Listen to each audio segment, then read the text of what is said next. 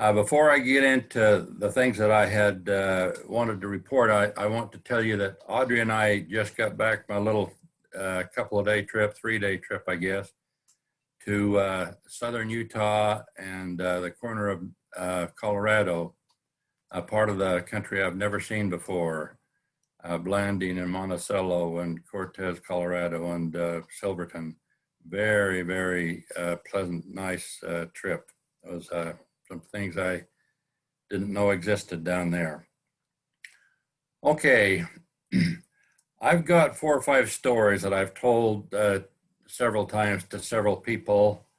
And I'm going to start with something maybe that you haven't heard me tell before. A couple of unusual church callings. Not that the callings were necessarily that unusual, but the way they were extended.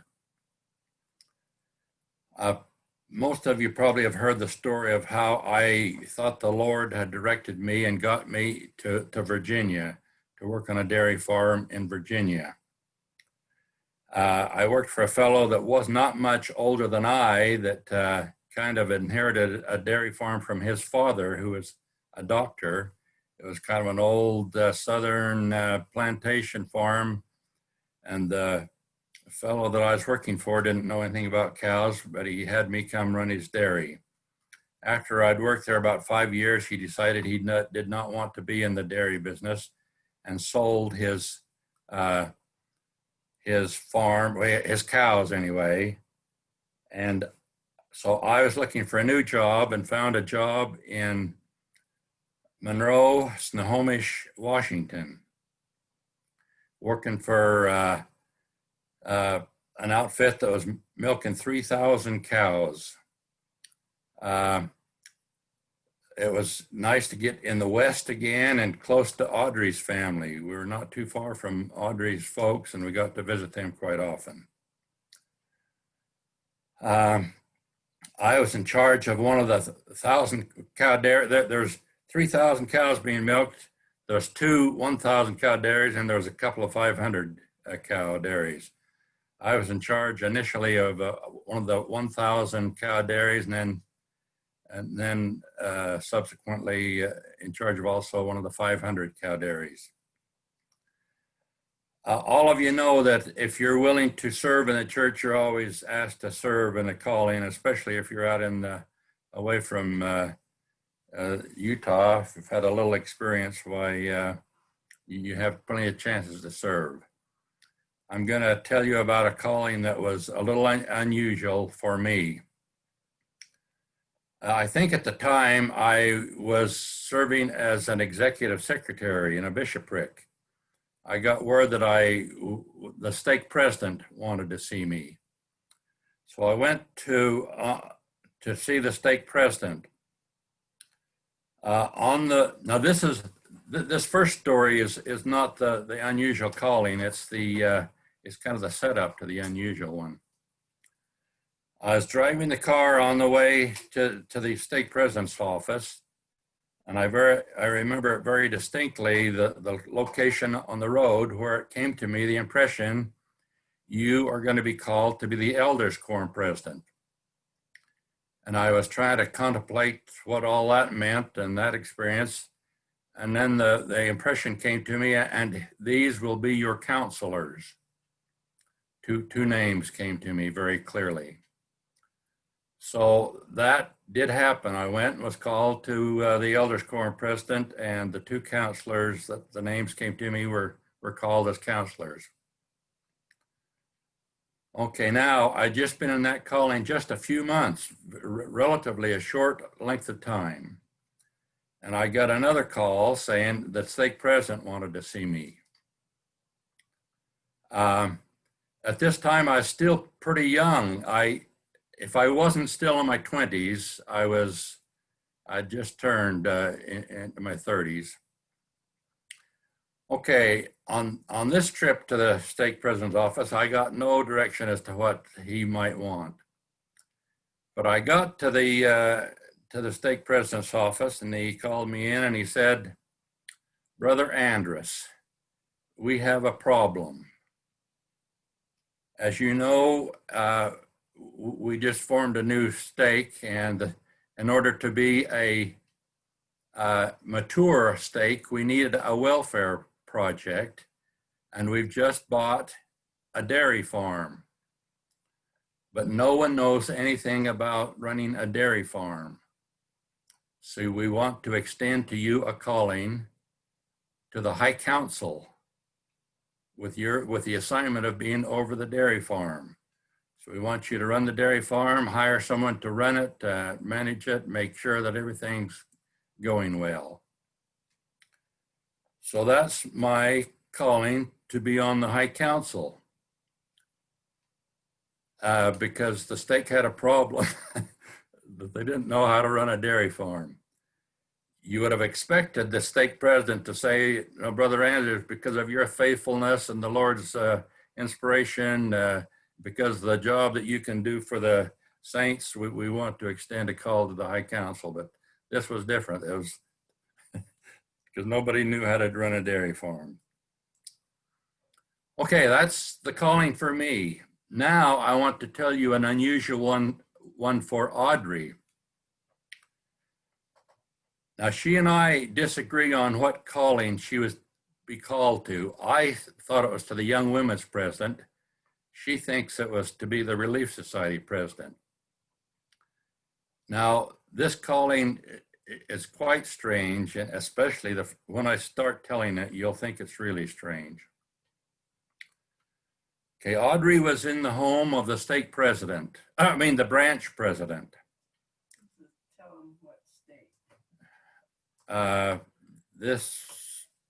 Audrey said, tell you what stake.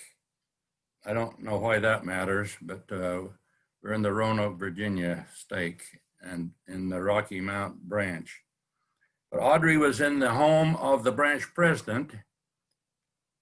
And in fact, she was in the bedroom of the branch president. And she was kind of in the state of undress, and she was in her underwear, getting ready to put on her pajamas. And the branch president was sitting on his bed in his underwear. And he said to Audrey, sit down, I want to talk to you. By this time, I hope you realize that the branch president was me. So there Audrey was in her underwear and the branch president in his underwear, and she got called to be the president of either the Relief Society or the Young Women's. I can't remember. So I suppose some of you will have a reaction or a question on that, if any of you want to unmute.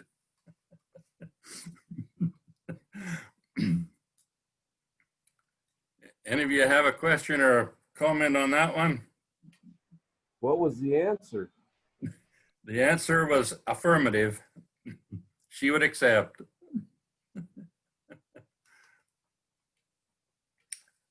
Okay. That has to do with those callings, those stories. I want to tell you a little bit now.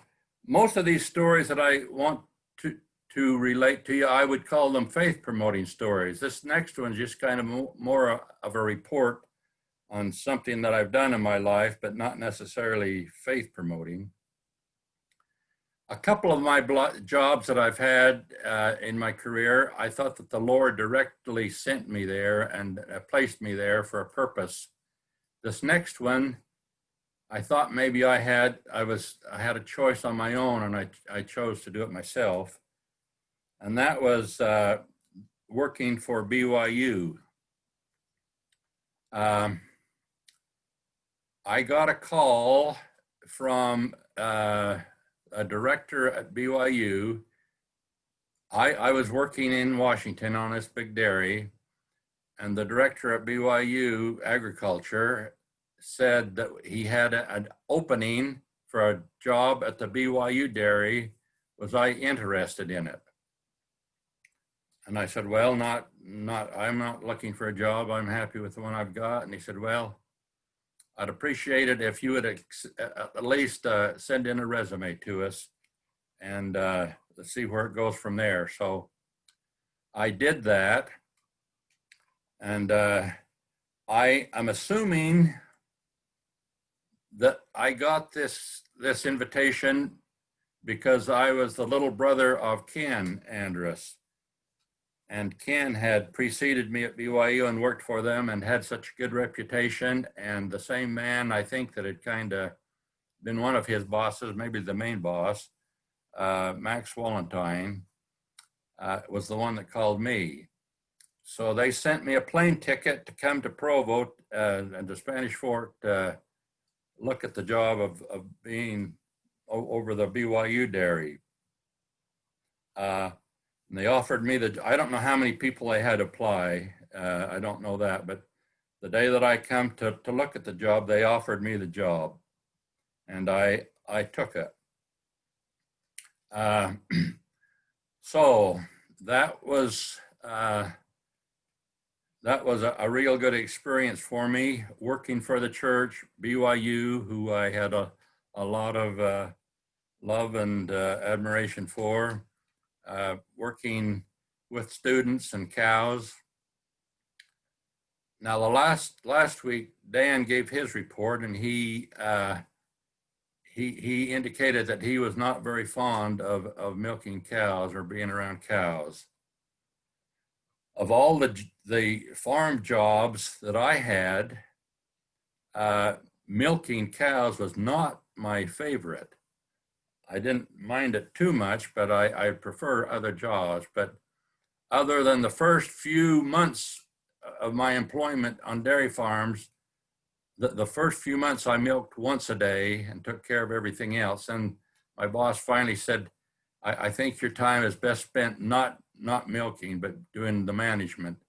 So from then on, all of the jobs that I had with dairy farmers, I did not milk the cows.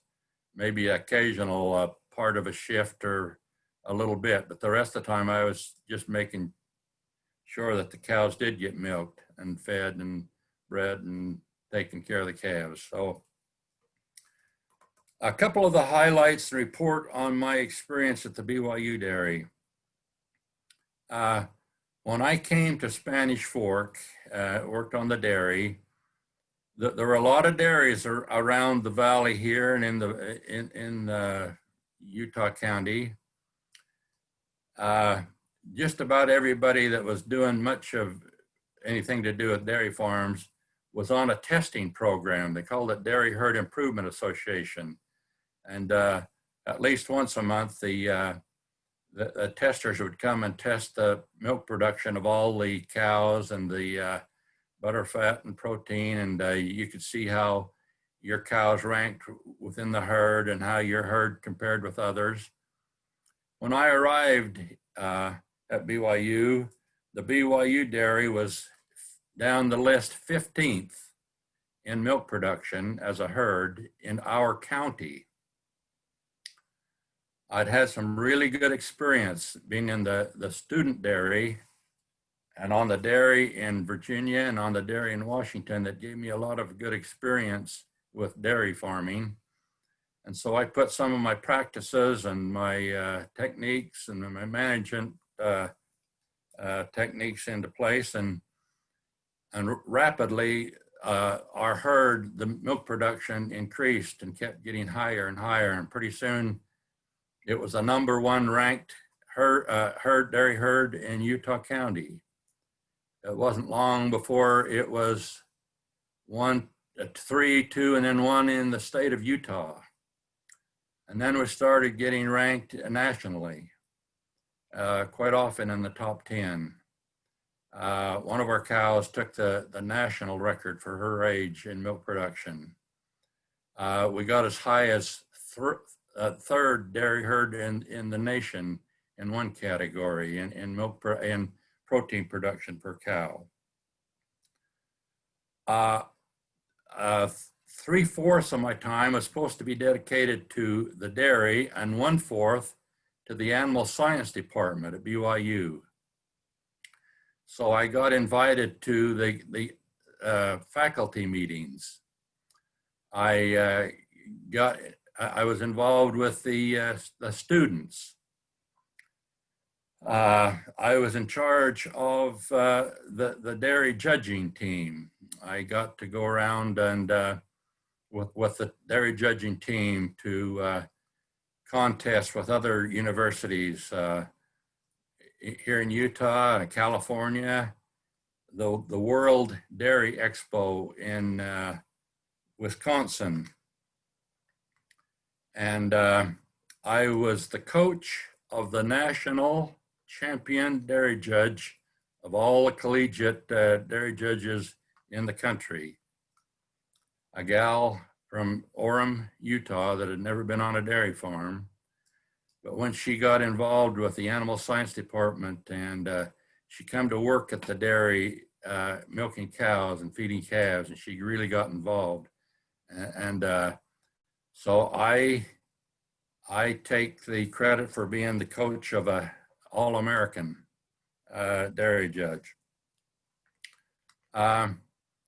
We got our genetics got good enough because of our milk production and top genetics. We started getting requests for breeding stock. I was selling most of our bulls to other dairymen. I was selling bulls to breeding studs around the country in Wisconsin, Ohio, even Canada. So it got quite successful. And in my mind, I thought Lavelle Edwards had done a lot for the church and the university with the football program. And in my mind, I was kind of a junior Lavelle Edwards in the dairy business. And our students got their picture on the front of the Holstein World magazine. So I took quite a bit of satisfaction in that. And we got to where we're selling not just breeding stock, but embryos. And one of the big, our biggest client volume-wise was a dairyman in Madagascar. And that's how I got connected with the job in Madagascar. And I could tell you that story later or at a different time if you wanted to know that one. Dawn's in the background saying, "Tell it now." Most of you've heard it so often. I don't know that I will right now unless some others request that. But are there any other questions on my experience at BYU or comments?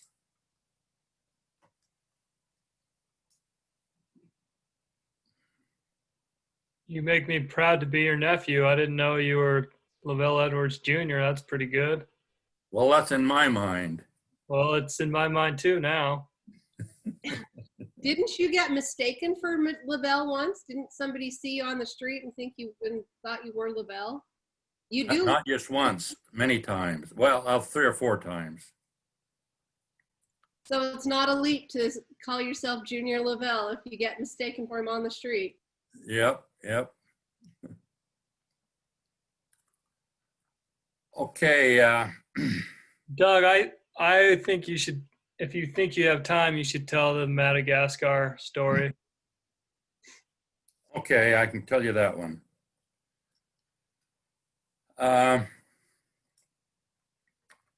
When I started, we had a student that went on to get a master's degree at LSU in Louisiana in animal science. He got connected up with another student that was working with him, and they formed a little partnership, a business, and they're trying to help dairymen internationally. And they got to helping this dairy farmer in Madagascar, and eventually he ended up being elected president of the country of Madagascar. He was not when I first had contact with him. And I was asked if I wanted to go and work in Madagascar for this man. I said no, I was happy at BYU and I was okay. But then things started happening with the dairy and the animal science department was a little disconcerting to me, and I wasn't really happy with the direction I thought things were going. One day in church, I remember the distinct feeling coming over me. The Lord has a different plan for you. There's a different direction that you'll be going soon. On the way home from church, Audrey started to cry. And she said, I have the feeling that we had just, it had been announced in church that we're going to have a ward party. And she said, I think this is the last ward party we're going to go to in this ward. I think there's something else in store for us. So I called up the man that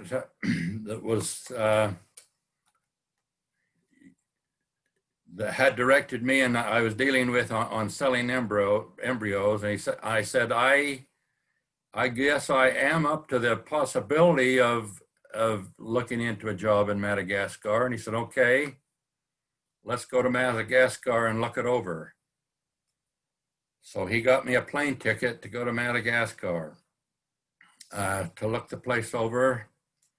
By this time, the man that I'd been dealing with down there was elected president.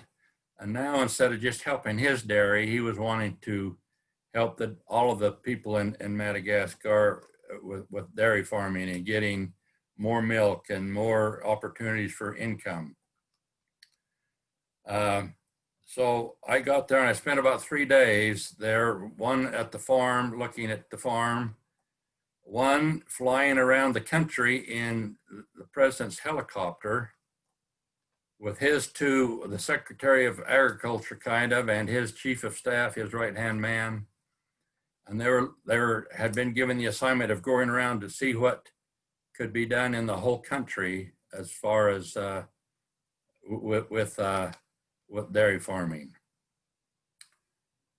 Now, Tim, I remember telling you this story, and later you told me something that had happened that I couldn't remember, but now I do remember this part. Now Madagascar is a big island. Most of the dairying was done right in the central part, kind of up in the higher land.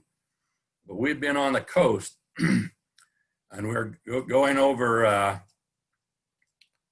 in a helicopter over kind of partially palm trees, partly jungle. And there was a great big meadow, maybe 40, 50 acre meadow just come out of nowhere. And the people are kind of directing the trip, said, oh, let's land the helicopter down there and see what's going on down there. So we went down, landed, and as we were landing, I saw a hut or two or a building or two off in the distance. But as soon as we landed, people started running out of the trees toward us. First 2 or 3, and then more and more, and pretty soon there was a big group around us. And there was one old man that I would kind of consider the patriarch of the whole group, and he come up and grabbed my hand, and he wouldn't let go. He was talking to me, but I had no idea what he was saying. I think that he was just amazed at what he was seeing, and I don't know if he thought that I was the savior coming back to earth, or Santa Claus had dropped out of heaven, or what was going through his mind. But so he was jabbering, and I thought, well, my golly, I don't know what to say, but he has no idea what I'm going to say, so I'll have a little fun with him. So I said, hey, I'm from the government, and I'm here to build new roads, lower your taxes, more schools, more libraries. And give him a little political talk.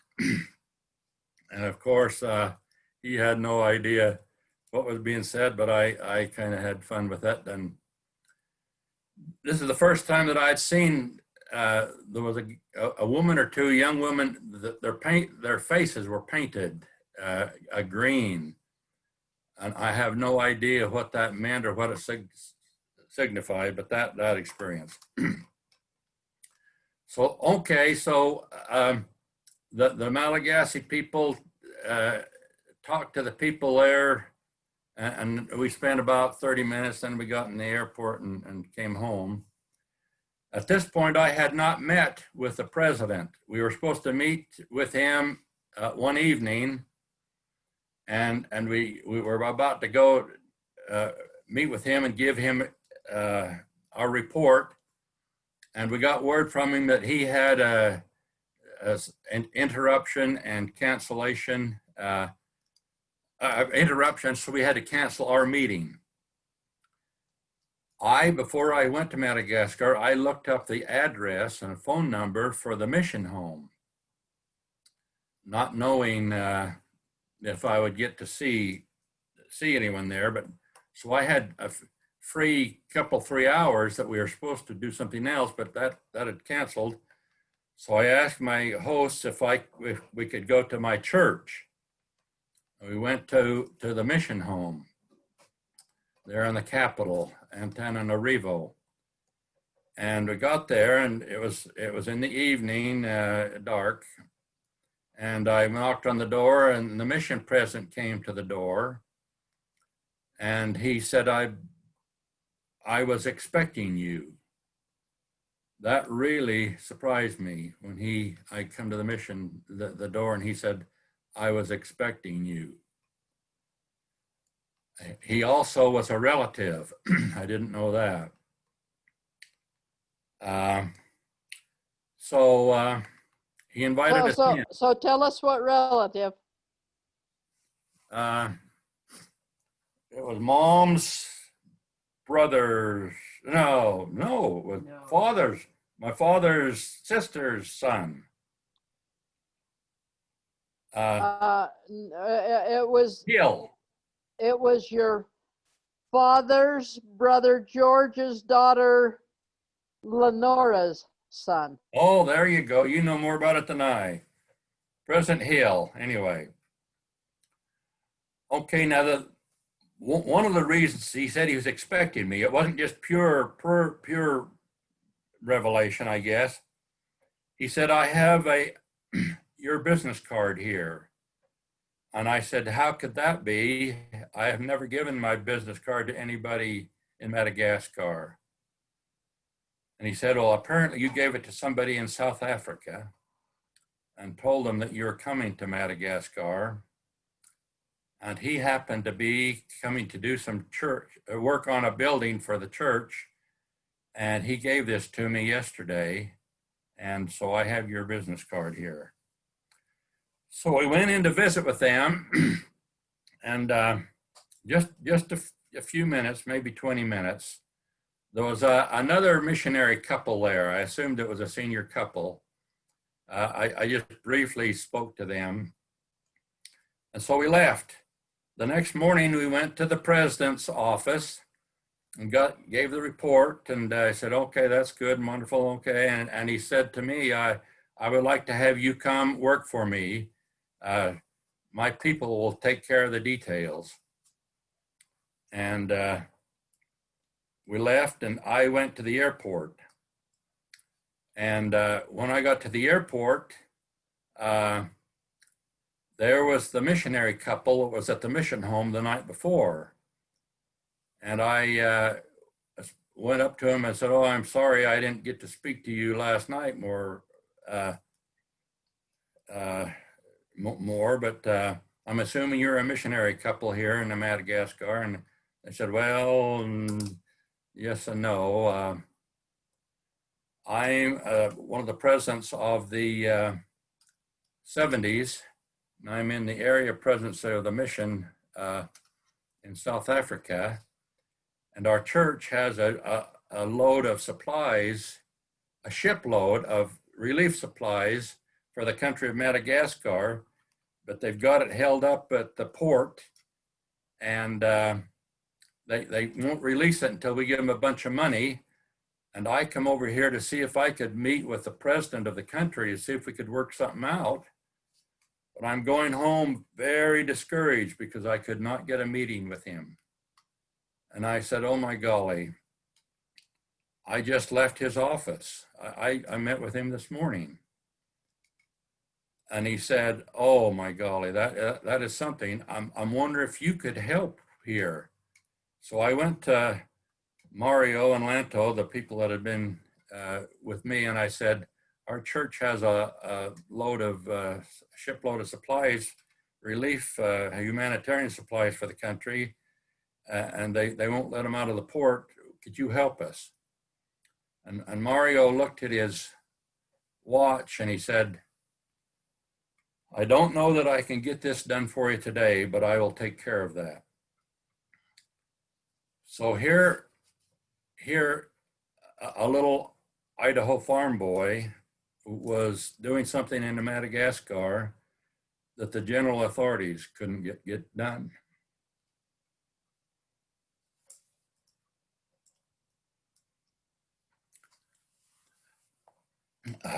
We had another experience like that. That general authority's name was Robert, oh my golly, was it Oakes? Yes. Robert Oakes, I believe. It wasn't Dallon's brother, but a cousin, I think. So that was a wonderful experience. So I did end up going to Madagascar, working there, spent 5 years there. Wonderful, wonderful experiences we had. Audrey said it was 4 years. A lot of people ask me if I was on a mission there, and I say, no, I was working, but I think we did more missionary work than most of the missionaries. I just thought of something that I was going to mention back on the BYU experience that I want to revert back to. Here I was working on the animal science department of Brigham Young University. I would not have had a fair amount of interaction with students and helping them. I wouldn't have had the credentials to teach kindergarten or first grade, but here I was, in my mind, almost a professor at a university. I couldn't spell university or professor or college still, but I was I was one. That's a very unique and strange experience. Okay, any comments or questions on that?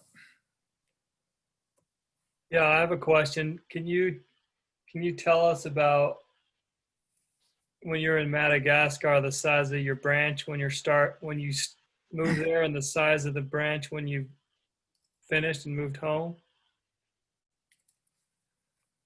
When we got there, there was a stake in the capital city, and that was the only unit of the only stake in the country. We were about 3 hours away by car, and the instructions from the area presidency was you did not start branches and units out in the wilderness.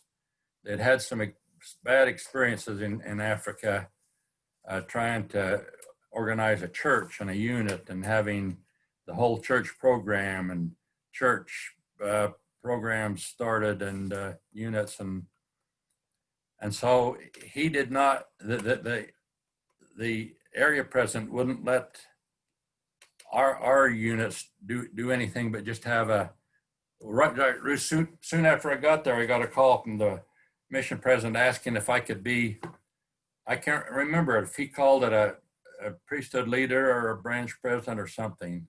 So I was in charge of the branch, or the unit, but it wasn't an official calling. So there was another couple there that was from France.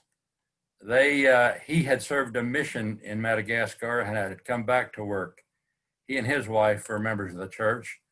We met occasionally, well, just about every Sunday, I guess, in his house or my house, or sometimes his wife was back in France and we just met with him. And I've told this story that sometimes when they were back in France, I would wake up in the morning and say, Sunday morning, and say, Audrey, should we get up and get dressed, or should we have church in bed today? So, and that was about a year that had happened. And then the area representative got called.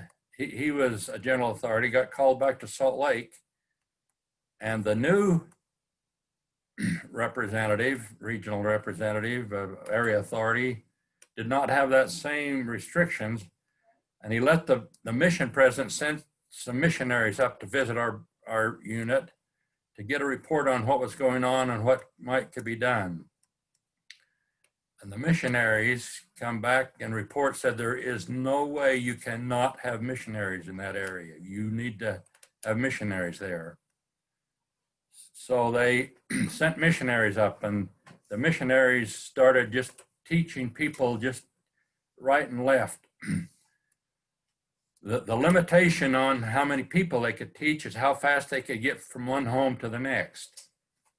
If they were walking, why, they could do so many lessons in a day. If they're on their bikes, they could do more. And so we started meeting, and every Sunday we'd have more investigators and more investigators and more investigators. And pretty soon they did form an official branch. When we left, I think there are about 80 people in our branch. And now I understand that it could be a stake, 9 units. They've had some setbacks and, I don't know, inactivity, apostasy, and so they have not made it a stake. But and the branch president told me a time or two, if we would not have been in Madagascar, he would have not authorized a branch being organized there. So I feel like we did a lot of work for the Lord and the church by being sent to Madagascar. And it wasn't long after we were in Madagascar that we heard that BYU had made a decision to sell the cows at BYU, do away with all the animals at the farm. So in my mind, I thought the Lord knew I couldn't take being closer to BYU Dairy and seeing all those animals sold. So he got me as far away in this world as could be possible in Madagascar, so I could build up the kingdom there and not have to go through the trauma of seeing all my cows disappear from the farm.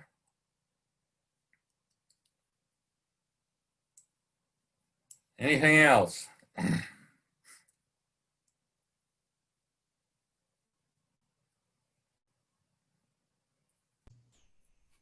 Any questions or comments?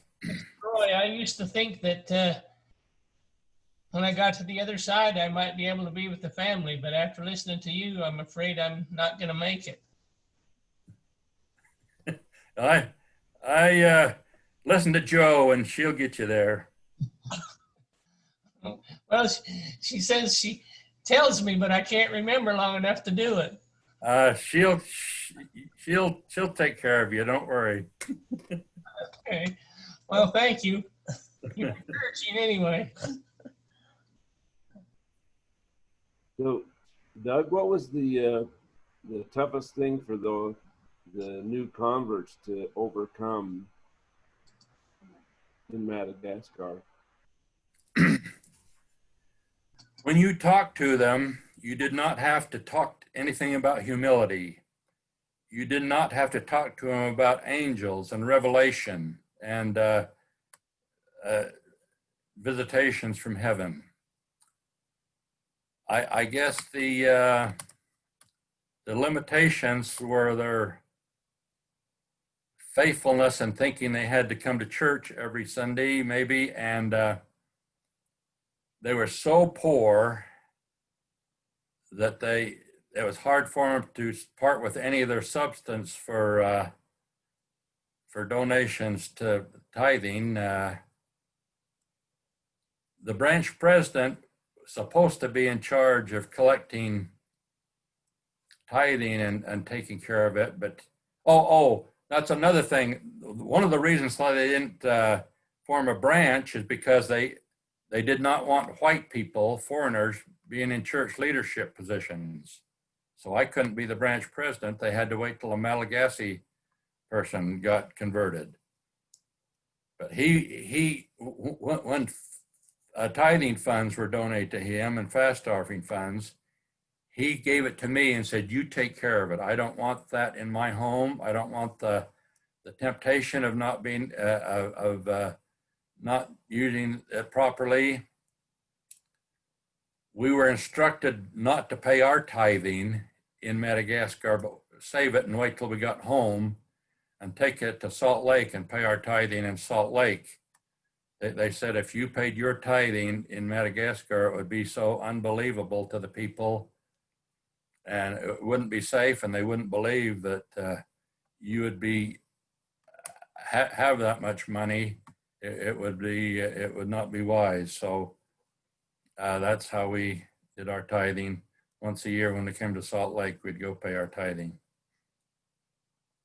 I can't think of anything else. And another thing, I guess, the Malagasy people would kind of have their own thoughts about religion and God, and kind of have their own ideas in maybe you'd call it false doctrine, I guess.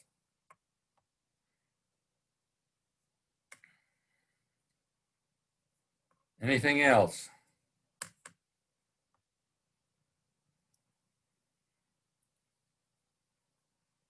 Doug, we took 15 minutes trying to get started today, so it's 3 o'clock now, and we are willing to stay on if you need to go ahead and finish your other stories, or we'll reschedule you for 3 weeks. Which would you rather? I have taken more than my share of the time already. I don't, at this point, I've got some other things I could say, but I've already said them. So don't schedule me again. If I could share another thing or two today if you wanted or had time. Yes, go ahead. This report I shared with you just a few months ago, but it was not recorded, and I could add a thing or two to it. I'll retell. Something that was very profound for me and important to me, and I like to say I related this on this very call a few months ago.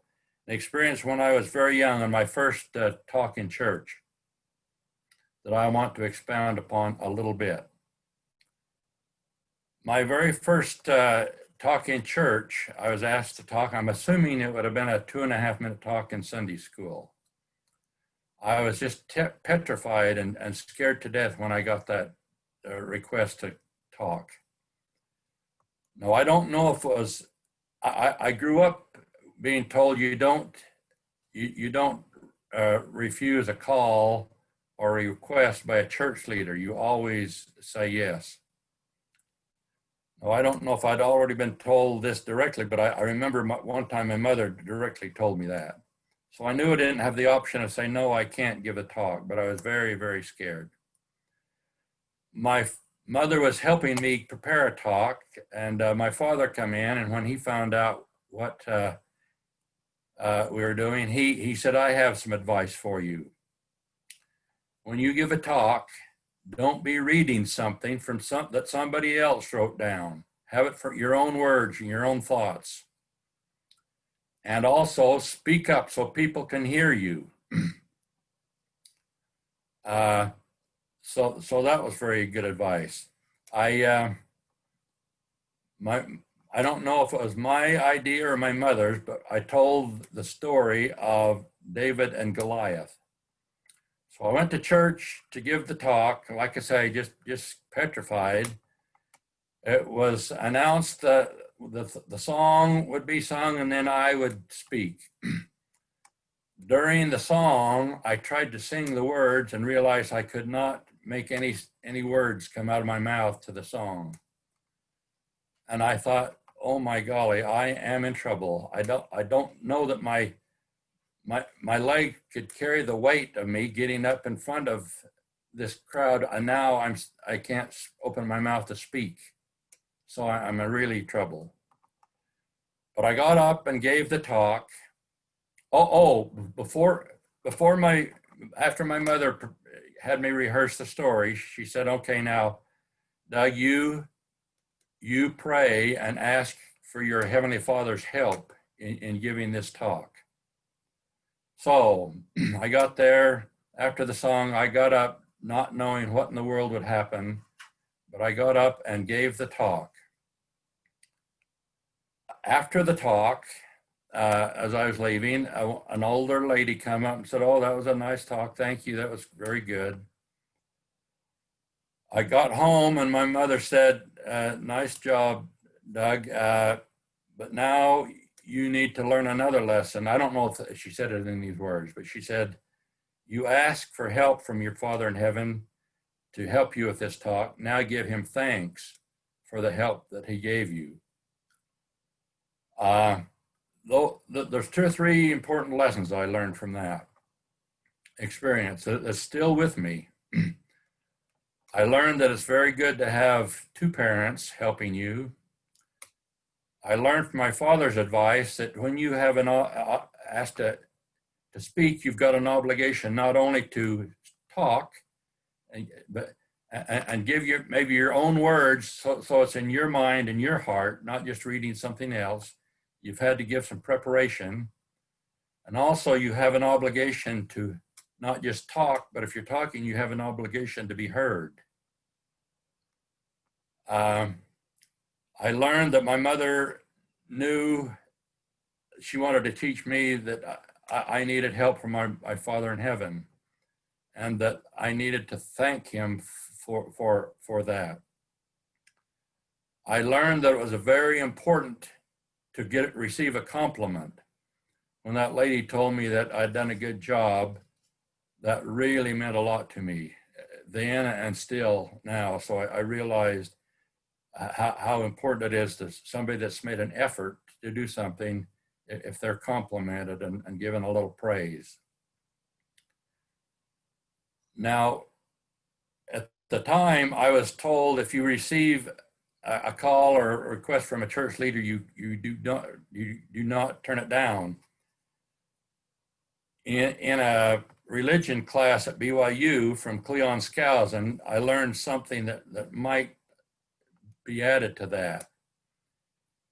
He said when you have a call from a church leader, you do have, you can say, now, before I accept that call, do you realize that I've got this concern and this work schedule and this family problem and this situation? You are not obligated, but allowed to express that and say, were you aware of all that? And then the church leader might say, no, I was not aware of that. Knowing that, let me think about that. Or he might say, I was aware of all that, or all of that has nothing to do. We still extend the call. Okay, so that kind of ends that story. Any other questions? I think I've taken enough time for me now. Doug, your stories are very interesting and uplifting and faith promoting. You're real humble about how much time you take, and you don't want to take too much time, but do you have other stories that you would be willing to tell on a different day? I've got one more that I could tell, and it's short enough. If you want to hear it again, I ought to do it now instead of taking another day. Okay, go ahead and do it now. This is how I got the story. I got employment at in Virginia. I graduated from BYU, went back to the Lava Farm to spend the rest of my life. I was there a couple of weeks and got drafted into the Army. I was in the Army for almost 2 years. My older brother, John, when I came home from a leave, said, the situation is here at home. My boys are old enough, they can do a lot of the work. And I think what you could do for the family would be best is if you would go and get a job somewhere else. And with the money you got, if you'd send that to us, and that would help the family more than you're being here present working. So I started looking for a job. I put an ad in the Hordes Dairyman, the trade magazine for dairy. And I thought, I've lived in Utah and Idaho, but just broaden my horizons, I might put in the ad that I was willing to work anywhere in the Western United States in my ads seeking employment. So I did that, and I got response all over the country from that ad and that response. One day I remember in our apartment in San Antonio, Audrey came up the steps with the mail and said, here's a letter from Virginia. I'm assuming it's a response and a job offer. And there's something special about this job, this letter, but I do not want to go to Virginia. Well, when I read the letter and fell into place that I accepted a job in Virginia. That's a long ways from Lava and Provo. And on my way to Virginia, I thought, I am passing up a lot of dairy farms, driving by them. Why am I going to Virginia? I got to Virginia the very first Sunday. I had Sunday off. I probably took care of the heat detection and the breeding, but I didn't have to milk or feed on Sunday. I had Sunday off. So the first Sunday, we went to a church in Roanoke.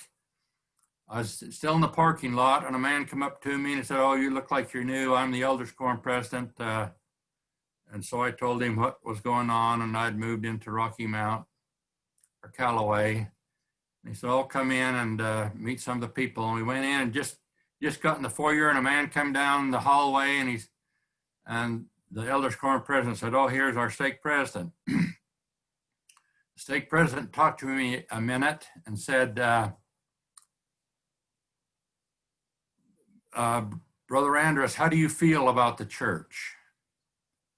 And when he was asked that question and he looked at me, I thought I had just had the most thorough interview I'd ever had, but he hadn't asked me any questions, but I thought I had been thoroughly interviewed. Then he said, do you know why you're here? And I cannot remember what I said to him. But I said, probably I don't know, or I'm here to work or something. He said, you're here because we prayed you here.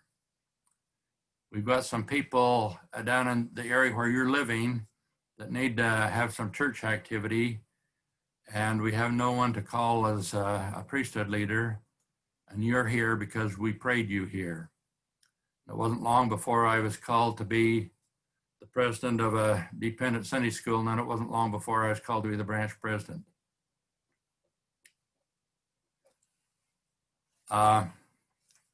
And we were there 5 years, and the man that I was working for sold his cows, so we moved.